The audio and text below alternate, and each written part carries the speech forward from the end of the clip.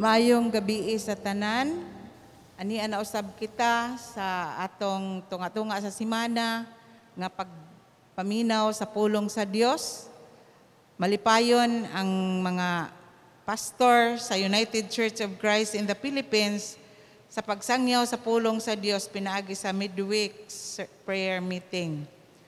Gipangamusta namo, ipaabot namo ang among mga pangamusta sa tagsa-tagsa ka panimalay nga nagsubaybay kanato o nakig-uban kanato niining maong pagsimba.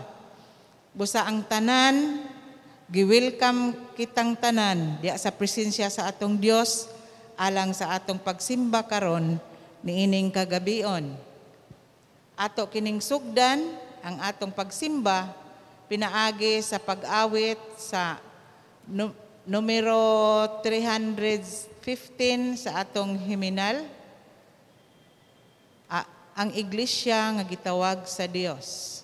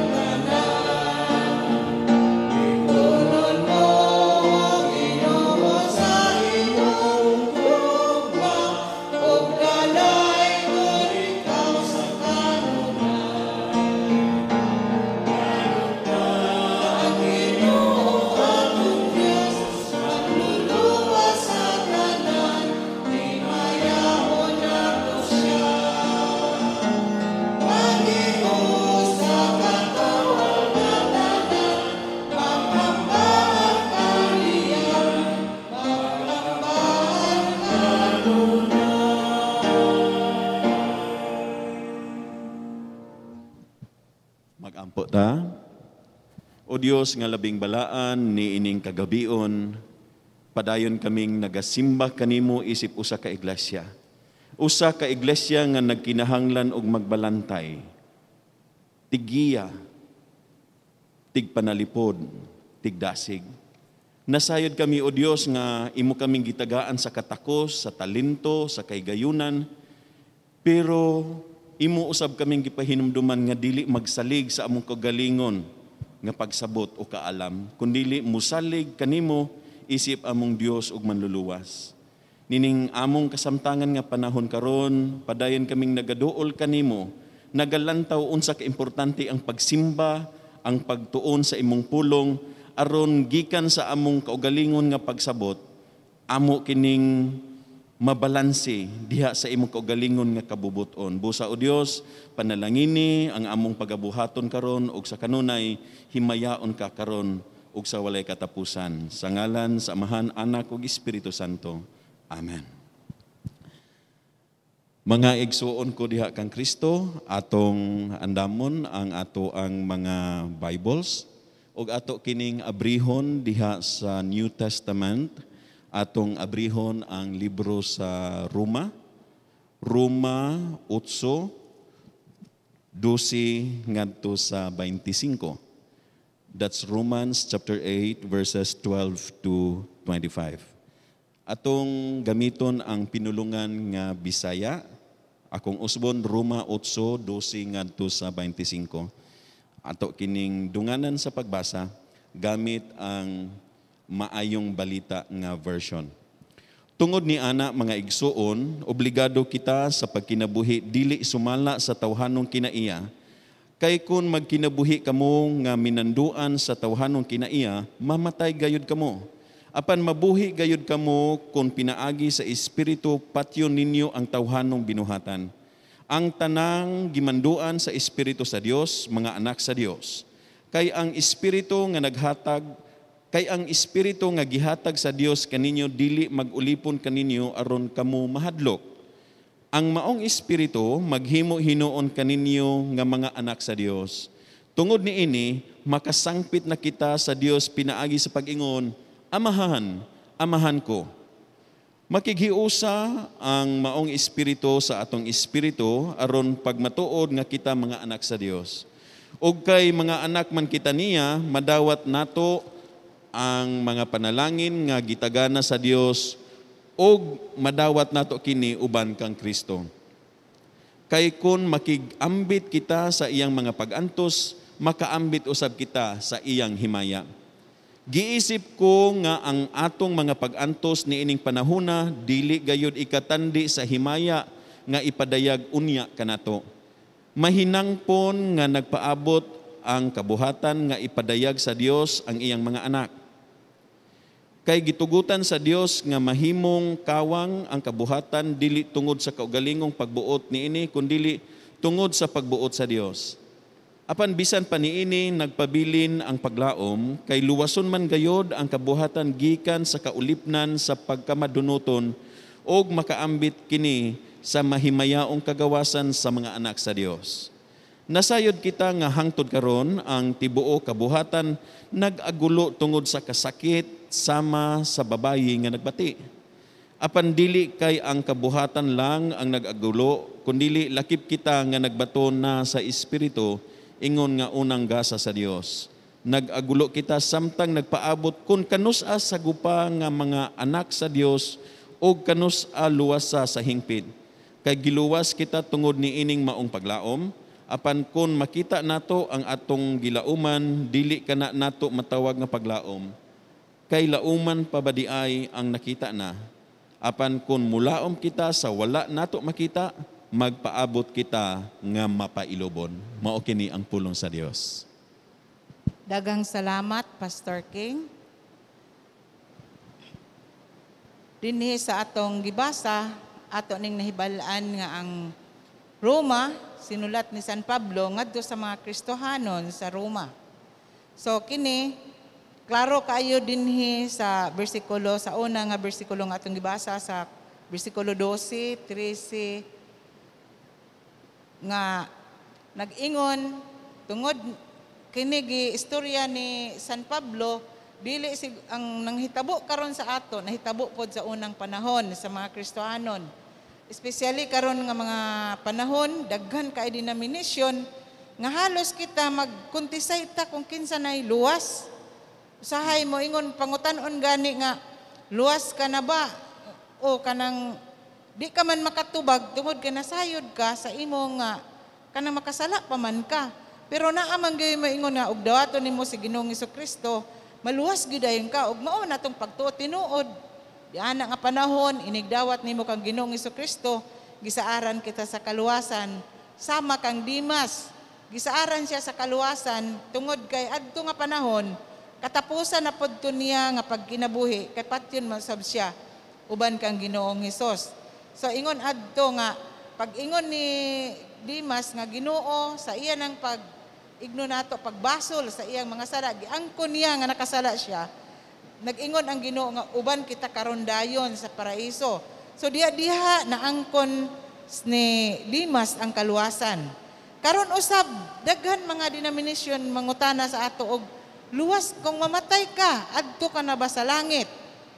Ang uban dili gid sila makatubag nga tinuod nga kuan mo ingon din sila nga dili pa gyud ka di luwas wa pa sa imong kaluwasan tungod kay dili ka pa man makatubag. Pero gidawat na nimo si Ginoong Hesukristo nga imong personal nga manluluwas.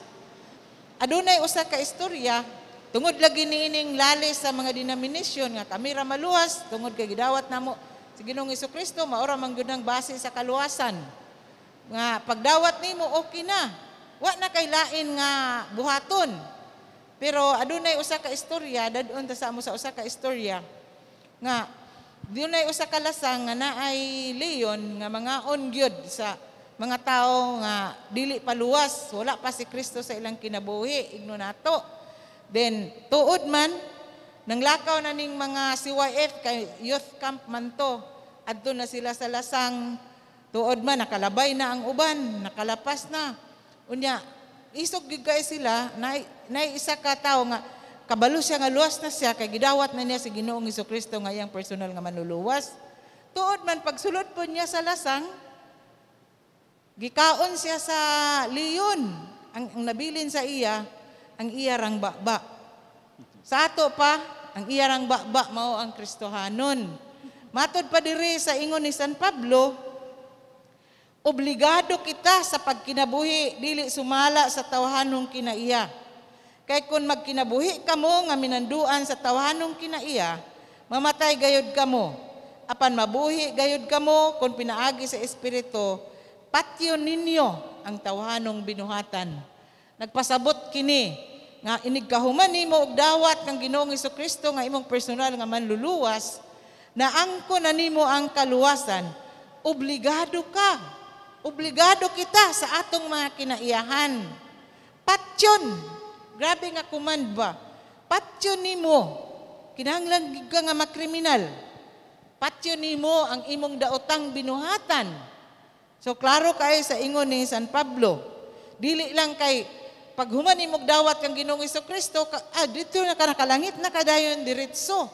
Naa pa daytay mga obligasyon na kinahanglan patyo nato ang atong mga daotang binuhatan, ang atong mga kinaiyahan nga dili gakahimutan sa Ginoo. Wala dili kanang tawhanong kinaiyahan, nagpasabot lang kining atong mga tawhanong kinaiyahan, wala ni kahimot sa Dios. Busa kung moingon ka nga luwas ka na, nadawat na nimo si Ginoong Hesukristo nga imong personal nga manluluwas, obligado ka sa pagpatay sa imong kaugalingon nga kinaiyahan nga dili maayo nga gimanduan sa daotan. Sa ato mo man bitaw nang moingon ta magkadungog tag born again, niya wa ta na kay balo unsa man na siya. Na tao pag-usab sa pag ingon nimo nga nagidawat na nimo ang Ginoong Hesukristo, dili diha ra taman. Kinahanglan mabag-o nato ang atong pagkatao nga kahimutan sa Dios. Dili kay kanang inap na nga moingon ka nga gidawat na nako si Ginoong Hesukristo. Naa pa itay buhaton, dili ra tataman diha. Kundi natay obligasyon sa atong kaugalingon aron nga moatubang kita sa Dios nga worthy kita nga tawagon nga iyang mga anak. Mao na siya. Ikaw, Pastor Kim. Daghang salamat, Pastor. Ading klaro kaayo ang imo ang pagsaysay nga kung kita miilang anak sa Dios, kung kita miilang gipakamatyan sa atong Ginoong Hesukristo, naa kitay angay himuon. Dili lamang tamanta sa pag-ingon nga akong gidawat ka o Dios isip akong Ginoo ug manluluwas. Sumala sa imong giingon, naagyutay angay himuon. Gani, imong gigamit ang bersikulo 12, ang pulong nga nag-ingon, obligado kita. Sa to pa, dinhi lamang sa Cagayan, perting daghan ng naa sa simbahan. Miilang kita mga Kristohanon, kita nagtuo sa usa ka Dios niining panahon karon.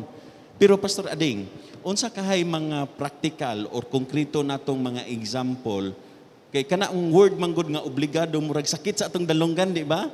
Moingon magyud ta walay pugsanay, no?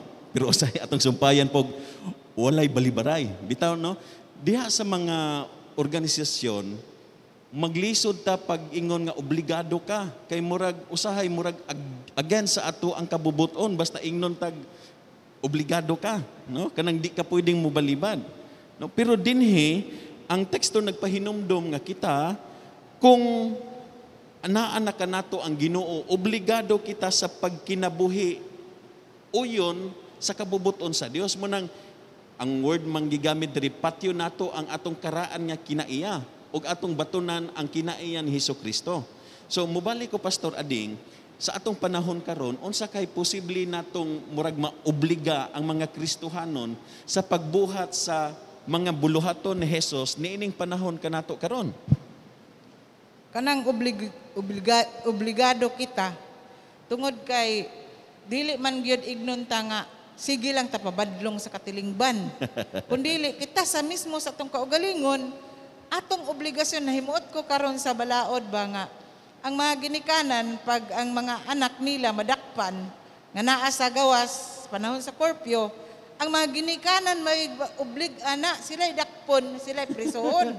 Kawa may buot katong ilang mga anak. So kita ra usab ang obligado sa atong kaugalingon pananglitan kabalo man gyud ta unsa ta kadaotan. Kabalo ta nga naatay taas ka atong pride.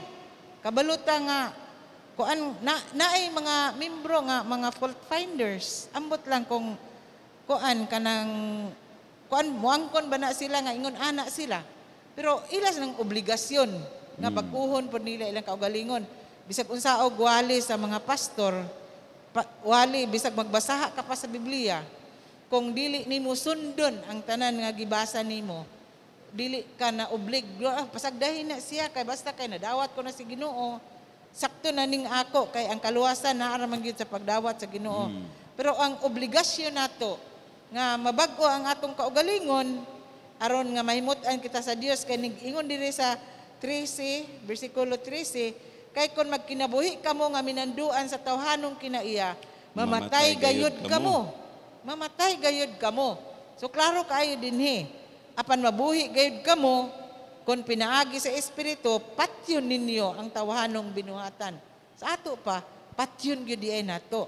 Tungod kay kung muhisgot kita, nga mupuyo na kita sa gingharian sa Dios, kay luwas na kita, atong una-unaon nga worth pod ta diha sa gingharian.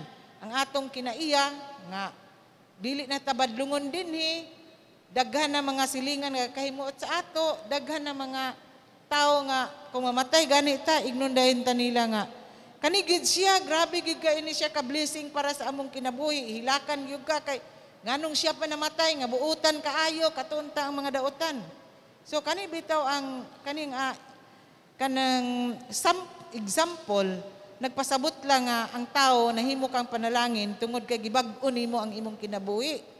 Imbis nga hangulan ka sa una, karon mangginatago na ka, murag ana lang ka simple ba. Na ikabaguhan. Kung ulitan ka sa una, dali ra ka masuko, mapailubon na ka. Na ba? So, salamat sa Ginoo nga sa iyang pagpahinumdom kanatong tanan. Kay murag naara batay ani nga kinaiya. So ato na ning sugdan og patay karon.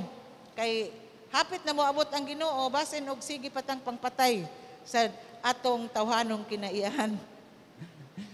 Para sa ko, Pastor Ading, ilabi na nining panahon sa pandemya, naatay tendensiya nga ang atong makita, ang atong kaugalingon nga safety. Tinuod man gina siya. Na atong protektaan ang atong kaugalingon, ang atong pamilya. Pero naay dakong tendensiya nga tungod sa atong paghuna-huna sa atong kaugalingon, dili na ta mo extend sa atong concern ngadto sa uban, no? Tungod kay tagaan man natog unang konsiderasyon ang ato ang naa sa atong palibot. Pero para sa ako, ang atong teksto magpahinumdom ka nato sa atong obligasyon, no?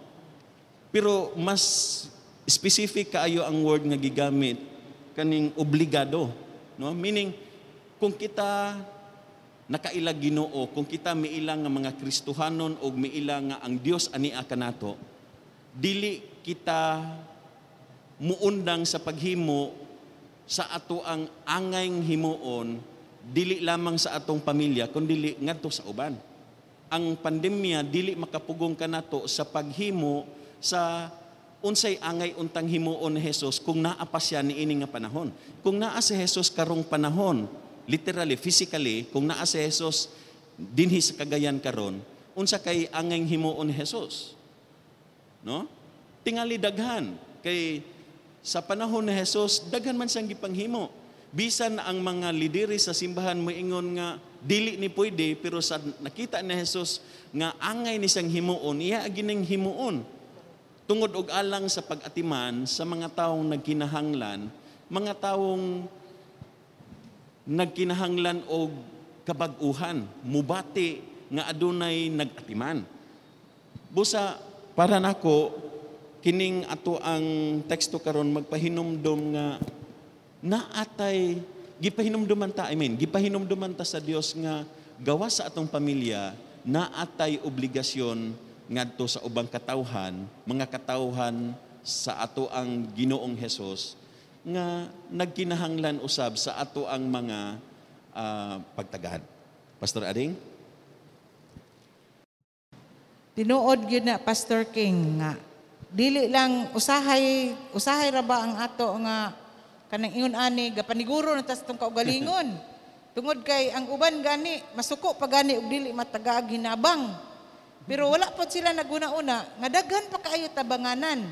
Pero makita pod nimo no kanang minanduan sa espiritu nga kinaiya nga ila pa man ganing ibalik kung masubraan ang ila kuan ibalik nila tungod kay nakakita sila nga naapay nanginahanglan bisag unta sa ilang kalisod. So imong ma-identify igno nato nga gimanduan siya sa espiritu tungod kay maayo ang iyang gibuhat.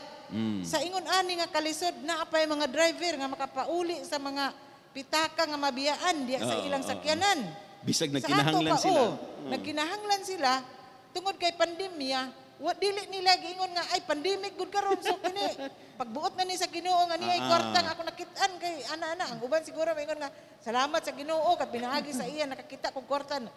Pero wala niya gigamit ang pandemic, giuli niya dito sa giadto sa pulis aron nga mauli gyud sa tag-iya.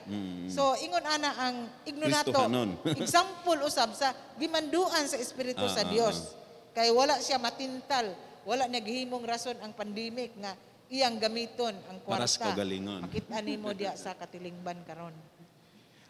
Dugang gamay Pastor Ading, ganahan po ko aning bersikulo 18 akong basahon. Giisip ko nga ang atong mga pag-antos niining panahona dili gayud ikatandi sa himaya nga ipadayag unya kanato. Unya kung atong mabantayan sunod ani nga teksto naghisgot sa babay nga nagbati, no? Klaro man kay nato sumala sa atong experiences nga ang babayi nga hapit na manganak di na gyud ma-describe ang nawong. Grabe na kasakit ang gibati, di na mahimutang, musyagit na kay di nakasabot, sakit na kaayo ang lawas.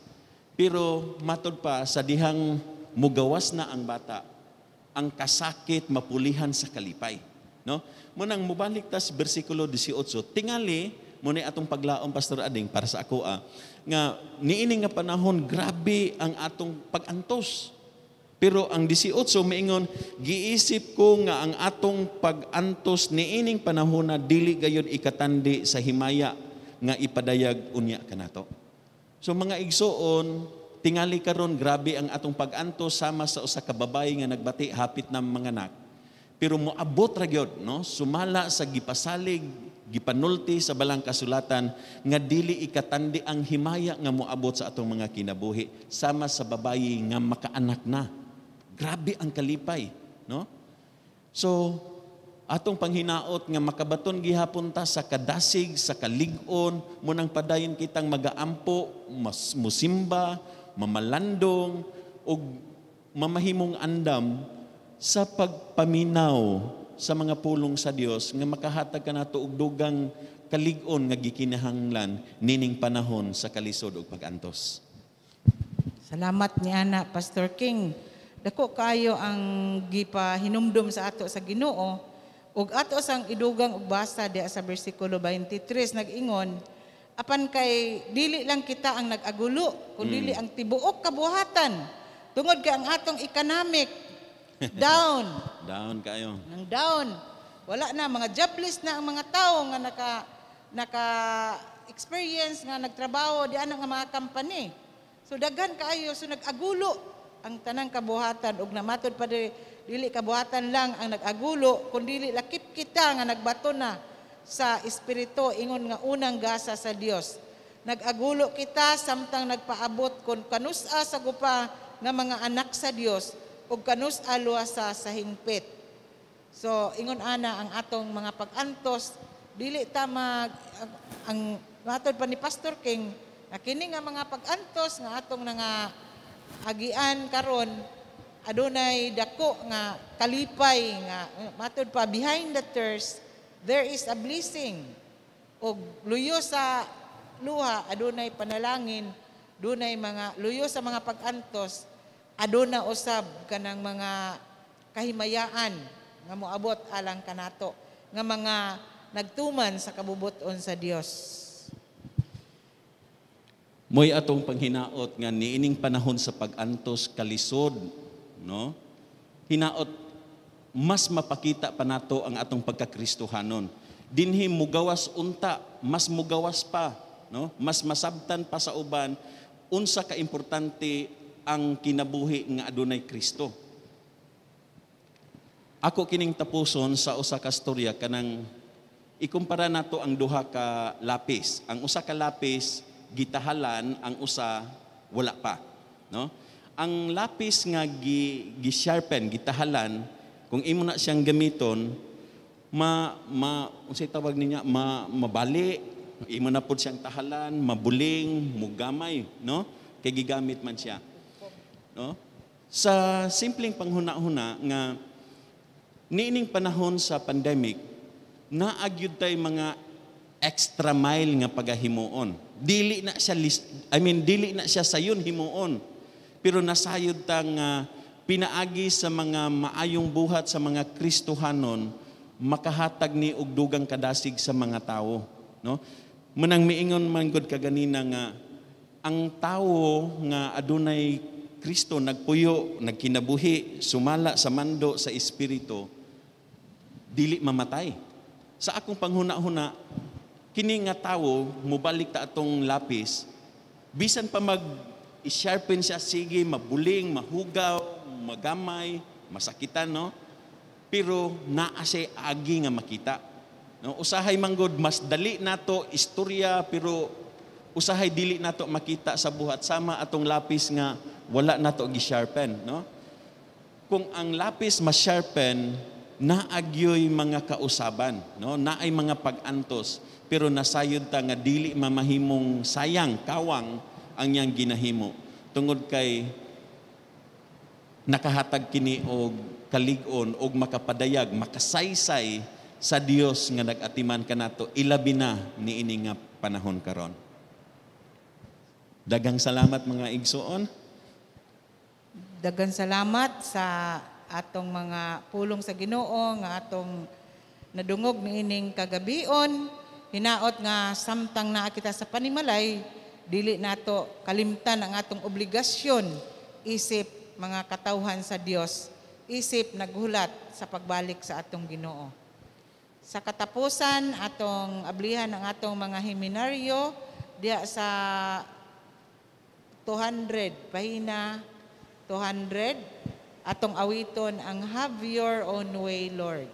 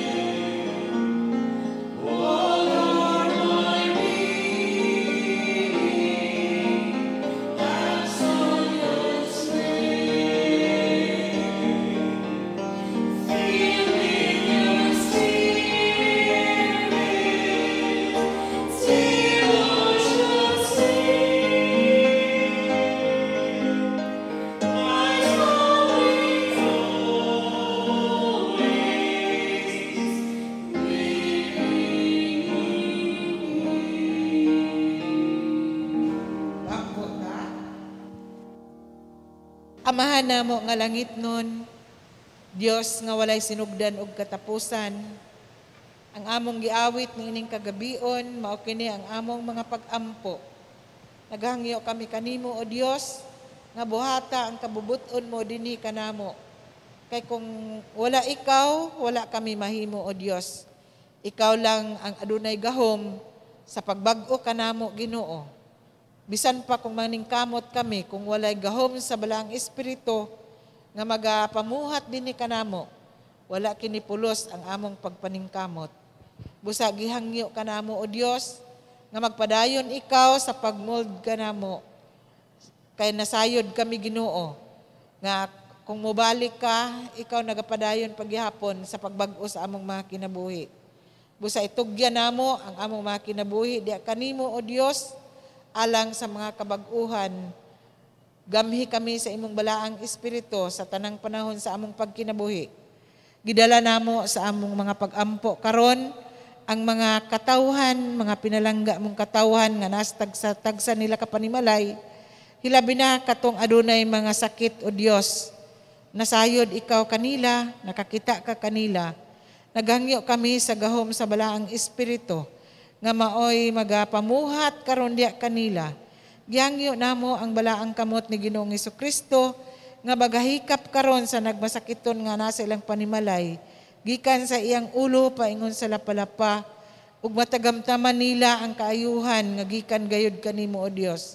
Panalangini ang mga tambal nga ilang giinom, gamhi kini o Dios, himua kini nga instrumento alang sa ilang kaayuhan. Nagampo usab kami bisan pa katungtua sa mga hospitals nga nagantos usab sa nagkalain-lain nga mga sakit. Hinaot Ginoo nga magapadayon ikaw sa pagpamuhat pinaagi sa mga doktor ug nurses nga nagantiman kanila. Hatagan mo sila sa kaalam o Dios, aron nga maangkon nila ang mga kaayuhan nga ilang gikinahanglan. Hatagan mo ang mga doktor ug nurses o Dios sa kaalam nga gikan kanimo. Nagampo usab kami sa pagpadayon ni ini nga pandemic. Nagpasalamat kami kanimo og dako kay nasayod kami nga ikaw kanunay nagapanalipod kanamo.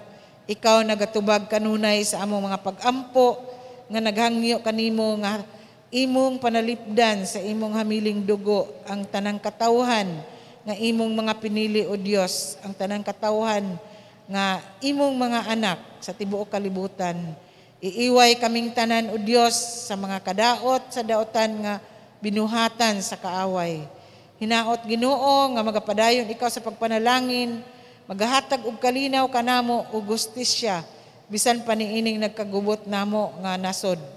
Hinaot o Dios nga dili makaya sa among presidente ang pagbadlong sa imong mga katawan nga badlongon. Apan magpadayon kami Ginoo og angyo kanimo nga imong hatagan og kaalam ang presidente sama sa kaalam nga gihatag nimo kang Solomon. Aron Ginoo makabuot sa imong mga katawan usab ang hustisya ug katarungan ug mga panalangin nga imong gipadala sa tagsa-tagsa dinhi kanamo o Dios. Madawat namo pinaagi sa imong mga opisyal nga gigamit nimo alang sa pagpahigayon sa tanang mga hinabang nga makaabot usab sa nagkinahanglan niini o Dios. Panalangini ug panalipdi ang tanan namong mga kinabuhi ug ginaot unta Ginoo nga sa imo unya nga pagpamuhat sa tagsa-tagsa namo kapanimalay, sa tagsa-tagsa namo kakinabuhi, maangko namo ang kalinaw, ang kalipay ug ang imong gugma nga sa kanunay wala magkulang kanamo. Salamat sa naghingapin usab mga grasya nga imong gipadagaya ngadto sa imong mga katawhan bisan pa sa daghang mga pagsulay nga gaabot sa among kinabuhi. Itugyan namo Ginoo ang among mga kinabuhi diya kanimo ug ang pagbuot mo kanunay maoy matuman dinhi kanamo pinaagi sa ngalan sa Amahan, sa Anak ug sa Espiritu Santo. Amen.